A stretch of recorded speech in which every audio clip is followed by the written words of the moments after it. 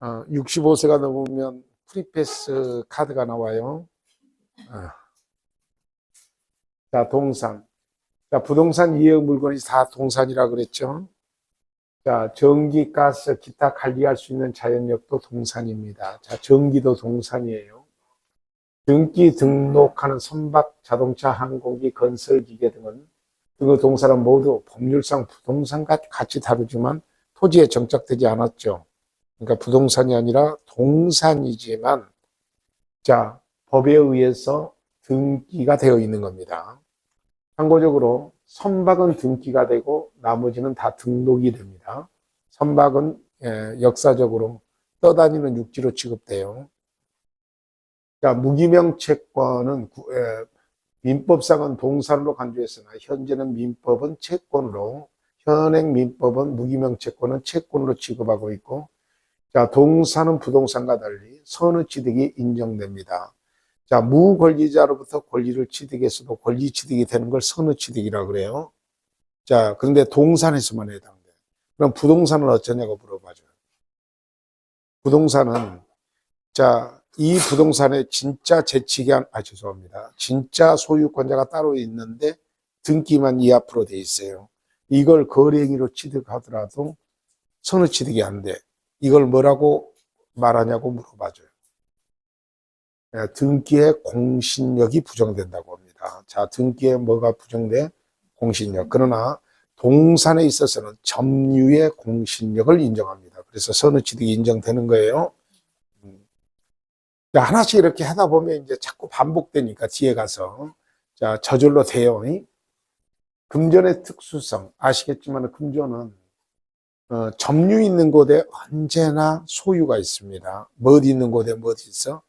그래서 어디 나무집에 들어가서 뭘 훔쳐갖고 오실 때는 꼭 돈을 훔쳐갖고 오셔야 돼요. 물건을 훔쳐갖고 오면요, 그걸 거래행위에도 작물이 돼버려요. 그래서 취득이 안 되는데 돈은 언제나 점유 있는 곳에 뭐가 있다고요? 소유 있어. 소유와 점유가 일치하여 금전의 점유자가 소유자가 됩니다. 돈 만세.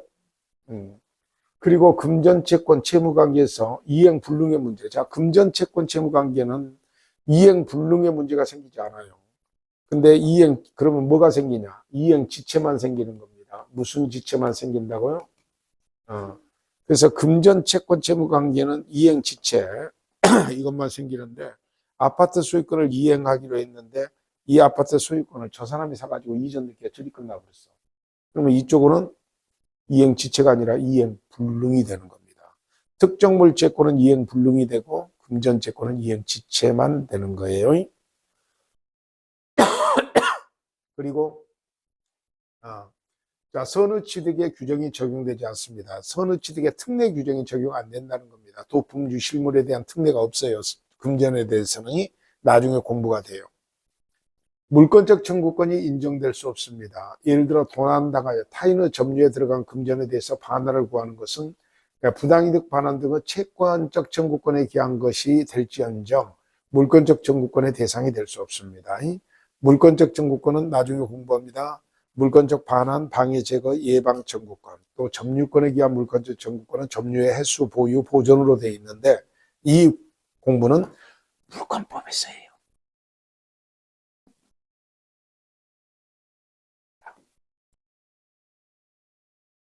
자, 주인된 물건과 종된 물건. 자, 주물과 종물인데요. 예, 이게 이제 주물과 종물은 왜 그 구별을 하냐면요.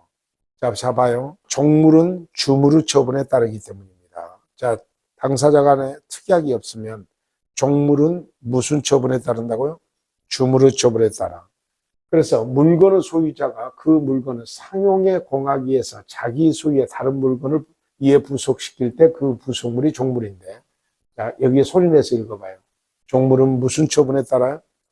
자, 그래서, 자, 여러분, 어떤 것이 주물이고 어떤 것이 종물인가 한번 생각해 봅시다. 자, 농장이 있어요. 그 농장의 축사는 어느 것이 주물이고 어느 것이 종물일까요?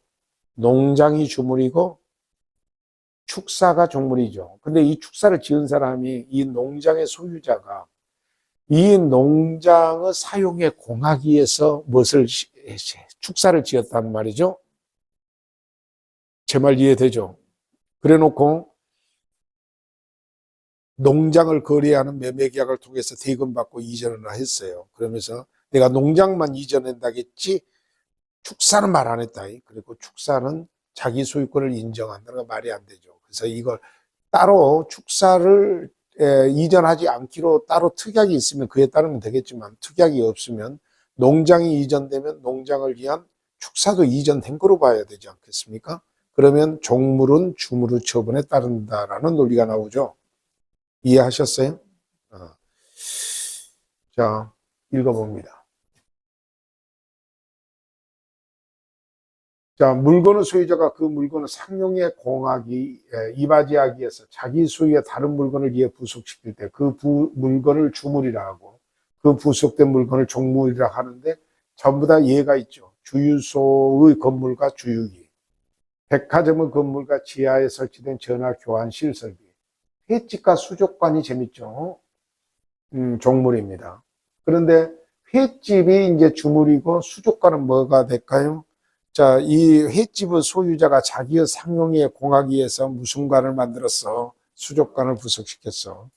그래서 횟집만 거래해 놓고 수족관은 아니지 하고 뛰어가버리면 안 된다는 뜻이야. 어? 자, 종물의 요건, 독립한 물건이어야 됩니다. 종물은 반드시 독립한 물건이어야 됩니다. 따라서 주물은 본질적 구성 부분은 종물이 될 수 없고 그냥 근데 건물에 대해서 문짝 이런 것은 뭐죠? 그냥 독립된 물건이 아니잖아요. 독립된 물건이면 되므로 동산이건 부동산이건 묻지 않습니다. 즉 부동산도 종물이 될 수 있습니다. 아까 제가 어떤 사례를 들었죠? 농장과 축사해가지고 이것도 하나의 각각의 독립된 부동산이잖아. 따라서 부동산과 부동산 사이에서도 주물과 종물의 예가 적용됩니다. 주무르 상용에 공하기 위해서 이바지해야 됩니다. 주무르 상용. 주무르 상용이야. 사람의 상용이야. 주물의 상용이야. 자, 여러분. 자, 호텔에 TV라든지 냉장고는 호텔이나 물건의 상용에 공한 거예요. 그 사용자의 상용에 공하는 거예요. 사용자의 상용에 공하죠. 그건 종물 아니야. 알겠습니까? 각각 독립된 동산들입니다. 자, 상용에 이바지한다는 것은 사회관념상 계속해서 주물 자체의 경제적 효용을 높이는 관계에 있다는 것을 말합니다. 물건을 수선하거나 임시의 용도로 사용하는 등 일시적으로 물건의 효용을 돕는 것은 종물이 아닙니다. 또 주물의 소유자나 이용자의 상용에 공여되고 있는 것은 종물 아니에요. 있더라도 주물 자체의 효용과 직접적인 관계에 있지 않은 물건은 종물이 아닙니다. 자, 여러분 수족관은 횟집의 상용에 공용하고 있죠. 주유기는 주유소 상용에 공용하고 있죠. 아까 사례에 제가 뭘 들었죠? 축사는 농장의 사용에 공용하고 있죠. 그죠? 그럴 때 주물과 종물의 관계가 된다는 뜻이다. 알겠습니까? 자, 그 다음에 주물의 효용과 관계없는 주물의 소유자의 편익을 필요로 하는 냉장고나 뭐 저 침대 이런 것들은 종물이 아닙니다. 그냥 각각 독립된 동산들이에요. 자, 그 다음에 주물의 소유자와 종물의 소유자가 서로 동일해야 돼요. 자, 그래서 주물과 종물은 원칙적으로 모두 동일한 소유자에 속해야 됩니다. 다만 제3자의 권리를 침해하지 않는 범위 내에서 다른 소유자에 속하는 물건도 종물과 주물의 관계가 성립될 수 있고 주물과 종물은 장소적으로 밀접한 관계가 있어야 됩니다. 자, 종물의 효과. 종물은 주물과 법률적 운명을 같이 합니다. 즉 주물이 처분되면 따로 특약이 없는 이상 종물도 처분됩니다. 자, 주물과 종물이 법률적 운명체를 같이 하더라도 종물은 각각 독립된 부동산, 독립물이므로 일개의 물건이 아니라 각각의 물건이 됩니다. 그래서 여러분 농장이 이전되면 축사도 독립된 건물이죠. 이전된다. 종물은 주물의 처분에 따른데 결론적으로 각각의 독립된 물건이 되는 거예요. 여기서 처분은 법률에 의한 권리 변동뿐만 아니라 주무르 권리관계, 압류나 공법상의 처분 같은 경우에도 적용됩니다. 포함됩니다. 자, 따라서 자, 농장이 경매에 나왔어요. 그러면 경락자가 경락을 받았어. 그러니까 보니까 축사가 있거든요. 자, 그러면 이 경락자의 소유권의 범위는 축사에도 미쳐야 될까, 안 미쳐야 될까? 아, 당연히 미쳐야 되죠. 그 이유는 실제로 경락자는 쓸만한 축사가 같이 붙어 있다는 사실을 알고 경락대에 올려서 쓴 거죠. 그렇지 않겠습니까? 자, 그래서 다만 점유 기타 사실관계에 기한 권리의 득실 변경에 대해서는 100조 2항이 적용되지 않습니다. 예를 들면 주물에 대한 취득시효, 선의취득, 주물에 대한 유치권의 효력 등에는 적용되지 않습니다. 즉 주물에 대한 취득시효가 완성된 경우 종물도 계속 같이 점유해야 종물에 대한 취득시효가 완성된다는 것이지, 주물만 점유 취득시효가 되고 종물은 점유를 하지 않았어. 그러면 종물은 취득시효가 안 되는 거야. 뭔만 되는 거죠? 주물만 되는 겁니다. 자, 그리고 이런 것들은 의무규정이에요. 그래서 농장을 거래하면서 축사는 거래 안 된 거로 하자라고 정할 수도 있을까 없을까? 그래서 의무규정입니다. 따라서 주물을 처분할 때 당사자의 약정으로 종물은 제외시킬 수도 있고 종물만 따로 처분할 수도 있습니다. 자, 저당권의 효력은 저당 부동산에 부합된 물건과 종물에 미칩니다. 그러면 이제 저당권자는 궁극적으로 돈을 못 받으면 경매에 들어갈 거 아니에요. 그럼 경락자가 소유권을 취득하는 범위하고 똑같아요. 저당권의 효력이 미치는 범위하고. 알겠습니까? 자, 즉 주물 위에 저당권이 설정된 경우 그 저당권의 효력은 저당권 설정 당시의 종물은 물론 그 후에 설정된 종물에도 저당권의 효력이 미쳐. 저당권의 효력이 미친다는 말은 나중에 경매에 들어가면 경락자가 소유권을 주장할 수 있는 범위야. 종물이론. 자, 종물이론은 이것이 이제 종물이론이 확장되면 종된 권리에도 미친다는 거예요. 자, 무슨 권리에도 미친다고요? 그래서 주된 권리가 처분되면 그걸 위한 종된 권리도 같이 처분된 것으로 봅니다. 자, 종물이론에 관한 민법의 규정은 물건 상호간에 대해서는 규정하고 있지만 판례는 권리 상호간의 관계에서도 이를 유추 적용됩니다. 즉 주된 권리가 처분되면 종된 권리도 같이 간다는 겁니다. 예를 들어서 원본 채권이 양도되면 이자 채권도 양도되고, 자, 그리고 경락에 의해서 주된 권리의 건물 소유권이 경락인에게 이정되면 종된 권리는 토지 임차권이나 지상권, 대지 사용권 등의 종된 권리도 이전되는데 요거 하나만 딱 이야기해 봅시다. 여러분, 건물에만 저당권이 있고 건물이 경매가 돼서 경락됐어. 그러면 건물만 경락받아 벌써. 그러면 토지 소유권자가 갑자기 나타나서 경락인데 건물 철거시오. 그러면 철거해 줘야 되냐? 이런 문제예요. 알겠죠? 내 토지에 왜 건물만 있냐? 철거시오. 자, 근데 타인의 토지에 건물을 소유하게 하면 권리가 보통 처음에 있었을까 없었을까? 있었어. 그래서 그것이 토지 임차권이나 지상권 같은 것이야. 자, 타인의 토지에 자신의 권리를 소유하기 위한 대표적인 권리. 자, 타인의 토지에 자신의 건물을 소유하기 위한 대표적인 권리가 토지 임차권 아니면 지상권이에요. 알겠죠? 그러면 건물 소유권이 이전되면 그 건물을 소유하기 위한 토지 임차권이나 지상권도 이전된 거로 본다는 겁니다. 알겠어요? 그러면 다시 건물에만 저당권이 있으면 저당권의 효력은 그 건물을 소유하기 위한 지상권이나 임차권에도 미친다, 안 미친다?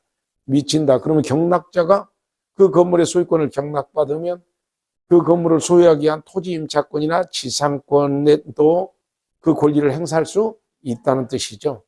화났구나. 화났구나. 과자 드셔. 과자 들고 화 풀어. 그렇잖아. 이게 공부니까 어떤 생각을 딱 반박을 할 때 순간적으로 와서 일상적이지 않으니까 내가 문제로 화가 날 수가 있어. 그럴 때마다 마음 풀어요. 알겠죠? 건물하고 땅하고 주인이 그건 이제 워낙 다양한 것이니까 토지 소유자와 건물 소유자가 다를 수도 있어. 자, 그럴 때는 워낙 다양한 것이니까 물권법에서 할게요. 자, 원물과 가실입니다. 자, 여러분 사과나무가 원물이야. 거기에 열리는 사과 열매는 과실이야. 자, 젖소가 원물이야. 거기서 나오면 뭐죠? 그 우유는 가실입니다. 암태지가 원물이고 거기서 나눈 새끼가 뭐죠? 과실이야. 자, 이상은 지금 천연과실 예를 들었어요. 자, 그러면 법정과실은 원본에 대해서 이자가 그렇고, 자, 그 다음에 임대차에 대해서 차임이 법정과실입니다. 법정과실은 천연과실이 아니라 법이 정해서 과실이 되는 겁니다. 알겠습니까? 자, 물건을 요거요. 용법에 의해서 수취한 산출물이 천연과실. 자, 사과나무는 사과 열매는 용법에 의해서 산출된 거고, 젖소는 우유를 짜는 것이 용법이죠. 암태지는 새끼 나는 게 용법이죠. 그래서 용법에 의해서 산출물은 천연과실. 그 물건은 사용 대가 또는 금전 기타 물건. 자, 사용 대가 또는로 받는 금전 기타 물건. 그러니까 차임이나 이자 같은 것이 무슨 과실이라고? 법정 과실입니다. 자, 그럴 때 이 과실을 누가 취득하냐가 문제죠. 그죠? 그럴 때 천연과실은 그 원물로부터 분리하는 때 이를 수취할 권리자에게 속합니다. 자, 그러면 분리한 때가 뭐죠? 자, 봐봐. 사과를 똑 딸 때요. 똑 딸 때. 똑 딸 때 이 사과에 대해서 수취할 권리가 있으면 천연과실에 대한 수취권이 있어. 자, 젖소를 짜서 우유를 짜면 뭐죠? 이거 분리할 때죠. 암태지가 새끼를 폭 놔죠. 그건 분리할 때. 자, 암태지의 소유권자가 새끼 소유권자가 된다는 것을 이렇게 표현하고 있어요. 수취할 권리자에게 속한다. 소유권자가 아니더라도 수취할 권리가 있거든요. 자, 법정과실은 수취한 권리의 존속기간 일수비율로 취득한다. 자, 이것은 딱 한 번만 해봅시다. 자, 우리가 내 건물에 임차인이고 나 임대인이요. 그래서 매월 말에 얼마? 100만 원씩 차임을 받기로 했어. 그런데 이 임대차 관계를 유지하면서 이쪽으로 소유권이 이전됐는데요. 15일 날 이전됐어요. 그럴 수 있죠. 그럼 소유권자가 바뀐 거지. 자, 소유자가 법정과실을 취득할 권리자인데 매월 말 받기로 했는데 15일 날 이전돼서 골치 아프죠. 자, 그럴 때 어떻게 하냐. 당사자의 특약이 있으면 그에 따르면 돼요. 특약이 없으면 여기 써졌잖아. 일수 비율로 한다 그랬죠. 그러니까 15일 날 이전됐으니까 50만 원씩 각각 쓰면 됩니다. 다들 그렇게들 살고 계시죠? 그렇다고 해줘. 물건부터 생기는 수익을 과실이라고, 과실을 생기게 하는 물건을 원물이라고 합니다. 과실은 천연과실, 법정과실이 있는데 천연과실이든 법정과실이든 물건이어야 하고 원물로부터 생기는 것이어야 됩니다. 민법은 물건의 과실만 인정하고 권리의 과실, 특허의 사용료 같은 것은 인정하지 않습니다. 천연과실. 천연과실은 용법으로요. 그래서 천연과실한 물건은 용법에 의해서 수취한 과실. 자, 과실의 열매, 자, 가축의 새끼, 우유, 광물, 석재, 토사 이런 것들은 물건은 용법에 의하여 라는 원물의 경제적 용도에 따른 사용을 의미하는데, 자, 천연과실은 그 원물로부터 분리할 때 수취할 권리자에게 속한다. 이게 이제 가장 핵심이죠. 자, 지금 헷갈리잖아요. 그러면 소유권자가, 그러니까 원물의 소유권자가 과실의 취득권자라고 생각하시면 됩니다. 근데 거기에만 딱 한정되어 있으면 시끄럽죠, 공부가. 그죠? 그래서 과실의 수취권자가 훨씬 그보다 높습니다. 조금 이따가 해. 법정과실. 그리고 이 규정은 무슨 규정이라고요? 의무규정. 법정과실. 법정과실한 물건은 사용대가로 받는 금전 기타 물건인데 차임이라든지 이자 같은 걸 생각하라 그랬죠. 지료나. 원물과 과실은 모두 물건이하므로 노동의 대가인 임금이나 주식 배당금, 지연이자, 특허권 사용료 같은 건 과실이 아닙니다. 법정과실은 수취할 권리의 존속기간 일수 비율로 취득을 하고 역시 의무규정입니다. 자, 사용이익도 과실에 준해서 취급합니다. 무슨 이익도? 그래서 예를 들어 타인의 토지를 무단으로 점유하여 이를 사용하면 무슨 이익을 얻고 있는 거죠? 사용이익. 자, 그러면 사용하거나 임차 기간이 만료한 후에도 그러면 이제 임대차 기간은 없는 거예요. 근데 물건을 계속 사용하면 자, 그 경우처럼 물건을 현실적으로 사용하면서 얻은 이익이 무슨 이익이요? 사용이익. 그러니까 사용이익도 과실로 취급하니까 자, 수취할 권리자가 보통 소유권자라고 합시다. 그러면 사용이익에 반환 청구권도 생기는 거예요. 과실 취득권이 있는 것 같이. 자, 과실의 수취권자입니다. 자, 점유자와 과실입니다. 선의의 점유자는 그러면 자, 본건이 없는데, 자, 본건이 없는데, 본건 없음을 모르고 점유하는 거예요. 본건 없음을 모르고 점유하는 게 선의 점유자야. 응? 자, 본건이 없어. 그러니까 점유를 정당하게 할 수 있는 본건이 없는데, 본건 없음을 모르고 점유하는 자가 무슨 점유자라고요? 선의의 점유자는 점유물의 과실을 취득합니다.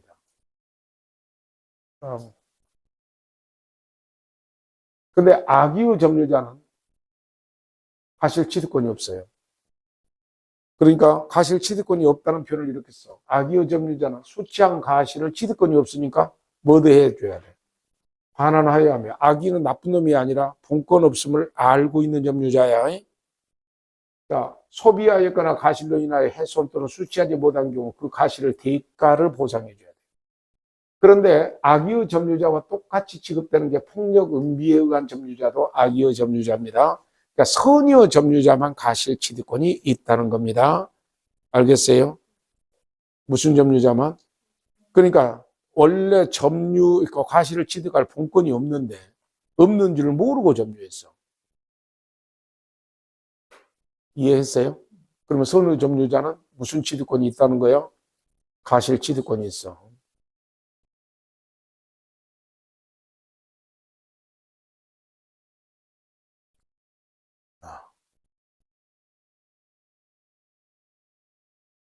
악의의 점유자는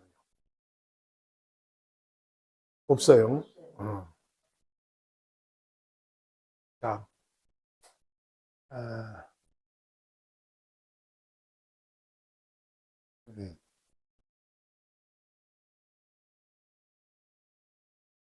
이쪽에도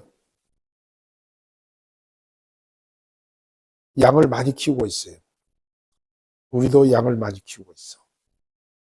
근데 저쪽 양이 이쪽 양으로 넘어와서 같이 뜯어먹고 놀고 있는데 뭣도 모르고 계절이 돼서 양털을 다 깎았어요. 깎아놓고 보니까 내 것이 아니야.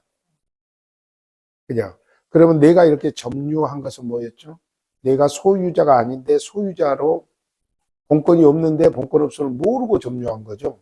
그러면 이때는 털을 돌려줄 필요가 없다라는 거예요. 선의 점유자는 과실 취득권이 있으니까. 근데 악의의 점유자는 돌려줘야 될 뿐만 아니라 그것 때문에 수취하지 못한 과실까지도 다 해서 돌려줘야 됩니다. 자, 과실 수취권입니다. 유치권자는 유침으로 과실을, 이것은 이제 다른 쪽 조문이에요. 유치권에 있는 건데, 이것은 유치권자는 제가 설명을 잘 듣고 나중에 유치권을 때 공부할 겁니다. 유치권자는 과실 수취권이 없습니다. 자, 유치권자는 무슨 수취권이 없다고요? 자, 뭔 얘기냐? 거기서 언론 봐도 있는 것처럼 써놨는데. 아니요, 없어. 없다는 말이 써져 있는 거예요. 그러면 잘 들어봐. 유치권자는 유침으로 과실을 수취하여 다른 채권자보다 먼저 그 채권에 변제 충당할 수 있어. 그러니까 유치권자는 순수하게 과실 수취권이 있는 게 아니라 그 과실을 수취하여 지 받을 채권에 충당할 수 있다는 거야. 자, 유치권자는 순수히, 자, 유치권자가 뭐냐면은 이거예요, 이거. 봐봐. 시계 수리비 채권을 돈을 다 받을 때까지 시계를 자신의 영역에 유치할 수 있는 권리가 유치권이야. 그러니까 수리비 다 세탁물로부터 발생한 채권하면 세탁비 채권이죠. 그 세탁비 채권을 다 받을 때까지 세탁소 주인은 세탁물을 유치할 수 있죠. 근데 그 유치권인데 유치권자는 순수의 과실을 수취할 수 없고 과실을 수취해서 그걸 자기가 받을 돈에 충당한다는 거예요.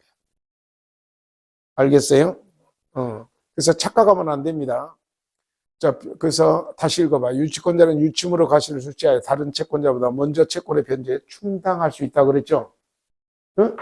지 받을 돈에 충당하는 겁니다. 그러나 과실이 금전일 때는 경매를 해서 충당해야 돼요. 자, 과실에 대한 조령. 저당권의 효력은 저당 부동산에 대한 압류가 있은 후에 저당권 설정자로부터 그 부동산으로부터 수취한 과실 또는 수취할 수 있는 과실을 미친다. 이것도 또 착각하면 안 돼. 저당권자는 과실 수취권이 없습니다. 자, 뭐라고요? 자, 그러니까 저당권자는 법정 과실의 수취권이 없어요. 자, 그런데 압류 이후에는 미친다는 거예요. 여기에 압류가 있은 후에 저당권 설정자가 그 부동산으로부터 수취한 과실 또는 수취할 수 있는 과실에 미칩니다. 그러니까 뭐가 있어야 미친다는 거죠. 자, 확인해 볼게요. 자, 내가 이 부동산의 저당권자야. 그런데 이제 이 건물의 소유권자가 저당권 설정자잖아. 근데 임대차는 이렇게 돼 있잖아요. 건물에. 그러면 차임을 받잖아. 그러면 저당권자가 대신 이 차임을 받나요? 아니잖아. 설정자인 소유권자가 차임을 받잖아. 그러니까 저당권자는 이 과실에, 법정 과실이냐라 차임은 미쳐 안 미쳐? 안 미친다는 거야. 그런데 변제기에 변제를 안 해. 그러면 무엇을 해요? 압류해서 경매에 들어갈 거잖아. 그죠? 근데 압류 이후에는 이 과실에도 미친다는 거예요. 근데 이제 이쪽은 압류가 된 줄을 임차인은 모르잖아. 그러니까 통지를 해야 대항할 수 있어. 압류가 됐음을 통지해야 대항할 수 있고, 통지가 없다면 그냥 차임을 이쪽으로 지급하면 돼요. 그것은 어디에서? 저당권에서 공부가 돼. 뒤에서 공부될 걸 지금 앞에서 다른 설명의 도구로 쓰이니까 어려워요. 가실의 기속과 대금의 이자, 매매 계약이 있은 후에 인도하지 않은 목적물로부터 생긴 가실은 매도인에게 속해 합니다. 자, 매수인은 목적물의 인도를 받은 날로부터 자, 대금의 이자를 지급해야 돼요. 자, 매수인이 목적물의 인도를 받을 때 날로부터 대금이 지급 안 됐다면 이자를 지급해야 돼요. 그러나 대금의 지급에 관해서 기한이 있을 때는 그러하지 않는다. 자, 이 뒷변은 아직 잘 모르겠으면 앞만 얘기할게요. 자, 봐봐. 3월 1일 날 아파트 1억 사고 파는 매매 계약이고 내가 매도인 매수인입니다. 알겠죠? 4월 1일 날 중도금 4천을 지급하기로 하고 5월 1일 날 잔금 5천을 지급하기로 하고 소유권 이전 등기를 하기로 했어요. 자, 그러면 인도는 언제 하는 거죠? 5월 1일 날 인도가 되는 거죠. 계약은 언제 했어? 3월 1일 날 했잖아. 그러면 3월 1일 날부터 나는 매도인이고 매수인이야. 4월 1일 날 중도금 나는 받죠. 5월 1일 날 잔금 받으면 이전 등기 되겠죠. 아직 뭐하고 있지 않아요. 인도하고 있지 아니한 이 아파트에서 생기는 가실은 매도인 거라는 뜻이야. 당연히 그렇게들 살아 안 살아? 산다고 좀 해줘. 그죠? 그죠? 근데 5월 1일 날 소유권 이전 등기를 해줬어 이제. 근데 대금을 지급을 안 해. 5천을. 지금 계약금 1,000만 원 들어가고 중도금 4천원 왔는데 잔금 5천원 지급하지 않는데 소유권 이전 등기만 내가 먼저 해줬어. 보통 그렇게 안 쳐. 동시에 이행하죠. 근데 해줬어. 어떤 사유로. 그러면 5천을 5월 달에 못 주고 6월 달에 줬다. 그러면 5천이 지금 한 달 늦게 줬잖아. 그걸 이자를 지급하라는 말이야. 매수인이 목적물의 인도를 받은 날로부터 매도인은 뭘 지급하라는 거야? 자, 매수인은 목적물의 인도를 받은 날로부터 대금의 이자를 매수인이 그 5천에 대해서 한 달 늦게 된 이자를 지급하라는 뜻입니다. 근데 내가 한 달간 여유를 줄 수도 있죠. 참 계약할 때부터. 그 말이 여기 써졌죠. 그러나 대금의 지급에 관해서 기한이 있을 때는 그 기한까지는 이자를 지급할 필요가 없다는 뜻이야. 이렇게 깊은 뜻이 그죠? 그죠? 자, 가실 수취권자는 자, 그러니까 가실을 수취할 때 이 가실의 수취권자는 대일이 원소유자이지만 소유자 외에도 아까 선의의 점유자는 가실 수취권이 있다 그랬죠. 그 다음에 지상권자, 전세권자, 유치권자, 질권자, 특히 유치권자는 뭐라 그랬죠? 과실 수취하에 자신의 변제에 우선 충당할 권리가 있다 그랬죠. 그 다음에 질권자, 목적물을 인도하지 않은 매도인, 사용차주, 임차인, 친권자, 소유자, 양도담보 제공자, 소유권 유보부 매매에서 매수인도 수취권을 갖습니다. 엄청나게 가실 수취권자가 많죠. 점유자의 가실 수취권. 자, 선의의 점유자는 무엇을 수취할 수 있다고 그러죠? 과실을 수취할 수 있습니다. 따라서 선의의 점유자는 수취한 과실에 대해서 부당이득으로 반환할 필요가 없어요. 그러나 악의의 점유자 또는 폭력 음비에 의한 점유자는 가시를 수취할 수 없습니다. 자, 저당권자가 가시를 수취권. 한 번만 더 합니다. 없다 그랬죠, 원칙적으로. 근데 뭐 어디 위에 있다 그랬죠? 저당 목적물에 대한 압류 전이면 저당권 설정자에게 가실 수취권이 있고 저당권자는 없어요. 그러나 저당 목적물에 대해서 압류 후에는 저당권자에게 가실 수취권이 있습니다. 자, 저당권의 효력은 원칙적으로 그러니까 가실에 미치지 않는다고 하는 게 맞아. 매매 목적물로부터 가실이 발생하는 경우입니다. 목적물을 인도하기 전에는 누가? 매도인에게 가실 수취권이 있습니다. 그러니까 아까 사례에서 목적물의 인도가 5월 1일 날 대금 지급하고 목적물의 인도를 해주기로 했습니다. 그러면 5월 1일까지는 이 아파트에 임대가 돼 있으면 차임은 내가 받는 거예요. 목적물의 인도 후에는 매수인에게 가실 수취권이 있습니다. 자, 이행기를 기준으로 하는 게 아니라 인도를 기준으로 해요. 다만 목적물에 인도하기 전이라도 매수인이 무엇을 완납받았어요? 매수인이 대금을 완납한 경우라면 매수인에게 가실 수취권이 더 바뀝니다. 가실 수취권자가 수인인 경우입니다. 그 성질상 선의의 점유자가 우선하고 소유자와 용의권자가 경합하면, 자, 여러분, 소유권자가 자신의 권리를 일부 제한해서 용의권자가 된 거야. 그러니까 용의권이 언제나 우선하는 겁니다. 둘이 부딪히면. 알겠어요? 자, 그 다음에 수인의 용의권자 사이에는 물권적 용의권자가 채권적 용의권자보다 우선합니다. 자, 여러분, 이런 말이 있죠. 지금 멍하죠. 소유권자와 용의권자가 경합하면, 살짝만 예를 들게요. 여러분, 내 건물에 전세권을 설정했어. 그러면 내가 소유권자고 이쪽이 용의권자인 전세권자죠. 그리고 그 다음날 가서 왜 내 건물에 전세권이 있는 거냐? 없는 걸로 하자 할 수가 있나요? 스스로 권리를 제한해서 등기된 전세권이 있다면 전세권자가 우선해야 맞나요? 당연히 두 관계에서는 그 존속기간 동안에 전세권이 우선한 거 맞잖아. 그렇다고 해줘. 그러니까 당연히 거기로부터 생기는 사용수익권이나 가실권도 당연히 전세권자가 우선하는 겁니다. 만세?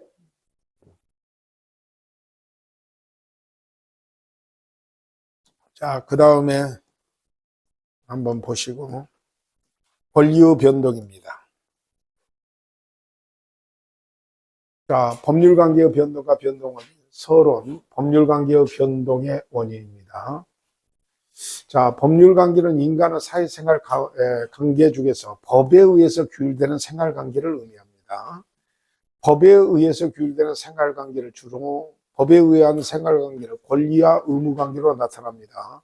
따라서 법률관계는 이꼬로 언제나 권리, 의무관계로 나타납니다. 자, 법률관계의 변동이란, 그러면 여러분, 법률관계가 권리, 의무관계로 나타난다 그랬죠? 그죠? 응? 그러면 법률관계의 변동이란 결론적으로 뭐죠? 권리, 의무관계의 변동이 되죠? 아니, 법률관계는 권리, 의무관계인데 법률관계가 변동된다 그러면 무슨 관계가 변동된다는 거예요? 권리, 의무관계가 변동. 그럼 변동이란 뭐냐? 권리의 발생, 변경, 소멸을 합쳐서 권리변동이라고 그래요. 알겠죠? 아파트 얘기를 합시다. 자, 결론적으로 3월 1일 날 계약을 하고 4월 1일 날 중도하고 5월 1일 날 잔금을 지급하고 소유권 이전 늦기가 됐다. 아파트 소유권이 갑에서 누구로 변동된 거죠? 을로 변동된 거 맞잖아. 갑에서 소유권 변동이 을로 됐죠. 그럼 무슨 변동이 되는 거죠? 권리 변동이 된 겁니다. 자, 법률관계 변동의 원인. 갑은 그 소유의 토지에 대해서 을과 매매계약을 체결했어. 자, 매매계약을 체결했습니다. 을은 매매대금을 5월 1일 날 지급하고 토지 소유권의 이전 등기가 됐습니다. 그러면 토지 소유권이 지금 뭐 된 거예요? 갑에서 을로 변동된 거죠? 권리 변동이 됐다 그래요. 자, 갑이 사망했습니다. 그러면 갑이 소유하는 적극재산, 소극재산 전부 다 상속인 을에게 상속됐어. 그러면 자, 여러분 사망하는 순간에 그 갑이 소유하는 부동산에 대해서는 소유권을 가질 수가 없어. 왜 그렇죠? 권리 능력자만이 소유권자가 될 수 있잖아. 근데 죽어버렸잖아. 소유권자가 될 수 없어. 그 사실을 알았거나 몰랐거나 상속인이 그 부동산의 소유권자로 변동되는 거죠. 그것이 무슨 변동이야? 권리 변동. 근데 두 개는 성격이 틀려. 하나 앞에 예를 들은 것은 매매라는 법률 행위를 통해서 변동된 거죠. 뒤에는 사망이라는 일종의 사건을 통해서 변동된 거야. 알겠죠? 그래서 법률의 규정에 의한 변동이냐 아니면 사적 자치의 원칙에 의해서 당사자의 의사에 의한 변동이냐 문제인데 나중에 설명을 합니다. 이 사례에서 보는 것처럼 A나 B는 모두 결과적으로 을의 토지에 대한 소유권을 취득했습니다. 갑의 입장에서 보면 소유권의 상실, 을의 입장에서 보면 소유권의 취득. 자, 그래서 갑의 입장은 권리가 소멸, 을의 입장에서는 권리의 취득, 법률관계 변동이란 공통점이 있습니다. 자, 이렇게 권리가 발생, 변경, 소멸의 원인은 두 가지가 있는데 하나는 법률행위에 의한 권리 변동, 하나는 법률의 규정. 그러니까 앞의 사례하고 뒤 사례가 틀려. 앞의 사례는 법률행위, 뒤 사례는 법률의 규정이야. 알겠어요? 그래서 A의 경우는 갑과 을의 매매계약, 즉 법률행위에 의해서 갑의 소유권이 을에게 이전되는데, 자 물어볼게요. 갑의 소유권이 을에게 이전되는 것은 갑은 이 토지를 팔겠다는 의사가 있었죠. 그리고 을은 이 토지를 사겠다는 의사가 있었죠. 당사자의 자유로운 의사의 합치를 원인으로 해서 궁극적으로 토지 소유권이 이전된 거잖아요. 그죠? 근데 두 번째 사례는 당사자의 의사에 그냥 갑이 죽었어. 죽었죠? 너 죽으면 내가 이전, 그런 게 아니잖아. 죽는 순간에 그 사실을 알았거나 몰랐거나 찰나적으로 을이 소유권자가 된 거잖아요. 자, A의 경우는 갑과 을의 매매계약, 즉 법률행위에 의하여 갑의 소유권이 을에게 의전됐고, 자, 두 번째 사례는 법률의 규정에 의해서 물권 변동이 된 겁니다. 자, B의 경우는 당사자의 법률행위에 의하였고 상속이라는 법률의 규정에 의하여 갑의 소유권이 을에게 이전되는 겁니다. 알겠습니까? 자, 이것에 186조와 187조가 있는데 이것은 물권 뽑을 때 공부가 되겠지만 여기서 다시 한번 조문을 읽어드릴게요.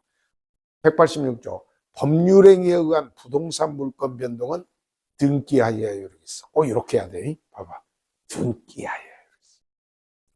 자, 근데 187조, 상속 판결 경매 공용지수, 기타 법률의 규정에 의한 물권 변동은 등기하지 않아도 된다고. 근데 제3자한테 처분하려면 등기부터 해야 돼. 알겠어요? 여기서 법률 관계를 권리 중심으로 파악하면 권리의 발생, 변경, 소멸의 모습으로 나타나는데 이를 총칙해서 권리의 변동이라고 합니다.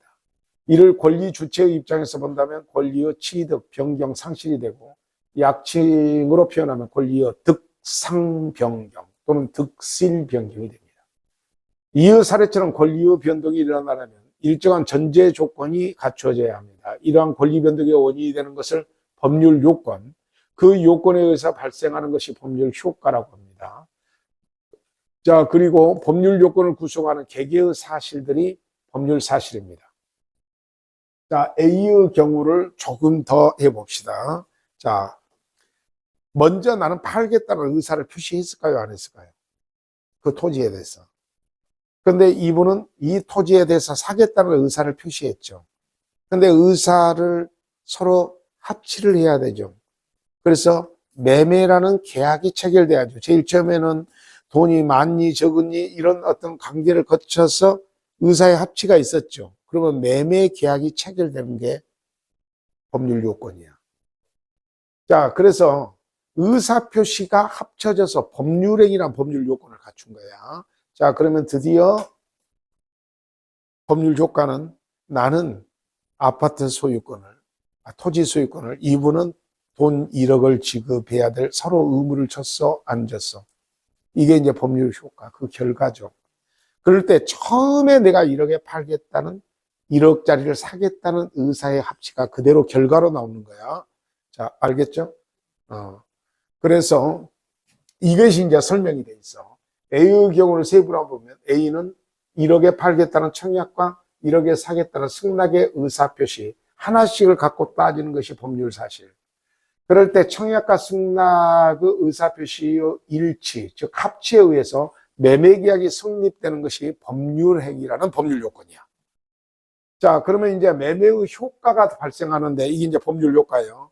이 매매 계약의 효과 때문에 나는 아파트 토지였나요? 토지 소유권을 이전할 그리고 대금을 지급할 서로가 서로에 대해서 의무를 저하죠. 이게 이제 법률 효과예요. 그래서 대금 지급의 청구, 소유권 이전 등기 청구. 자, 이거 순위로 권리가 변동된다는 것을 알 수 있습니다.